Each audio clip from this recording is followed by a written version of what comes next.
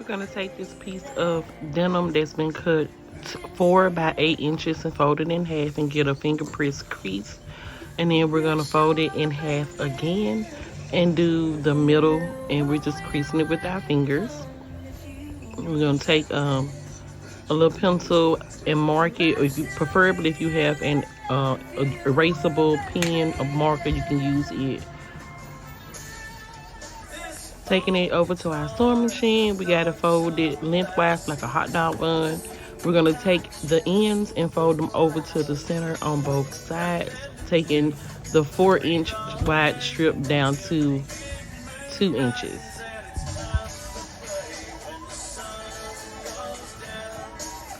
Then we're gonna fold it again, taking it down to 1. And on that middle mark that we made down the center, we're just gonna stitch a line right down the middle. Remember to back tack at the front and the back. Snipping our threads.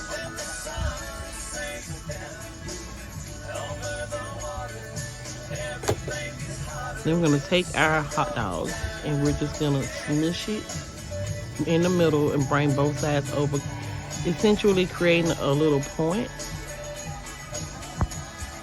You gotta make sure it all meets up. And then we're gonna check the top. Now that should be flatter. So what we're gonna do is try to smooth it out. Still got a little bit of a hump, so we're gonna redo our fold. Kind of press it out so we can make it more of a tip. Make our arrows match. See how more cleaner it looks. Take it, make sure it matches on all sides. Keeping those folds in there nice and tucked. I'm a person who likes pin, so make sure you pin, keep it in place. Look at it several times and make sure everything's all even, or as even as possible. So they're all matching up. We're gonna pin it. We're gonna pin it until we're happy. Make sure it doesn't move. Excuse me. And another pin. Looking at it, checking our side. We don't want that to be uneven and bunched, so we're gonna redo it, fix it, make sure it matches up, and repin it.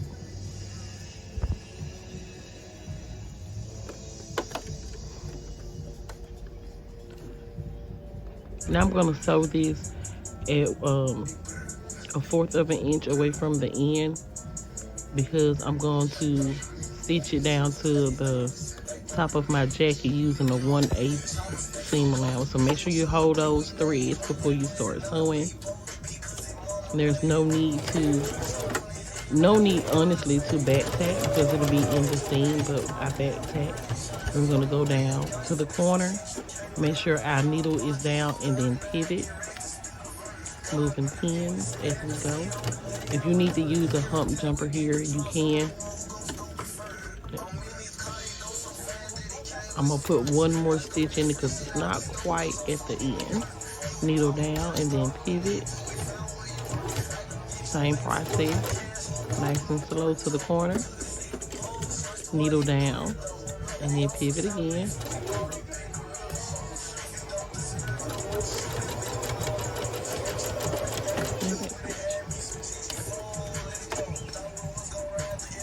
And there we have a finished epaulette. That's our first stitch at 1/4, and then we're going to top stitch it again at 1/8 when we put it onto the jacket.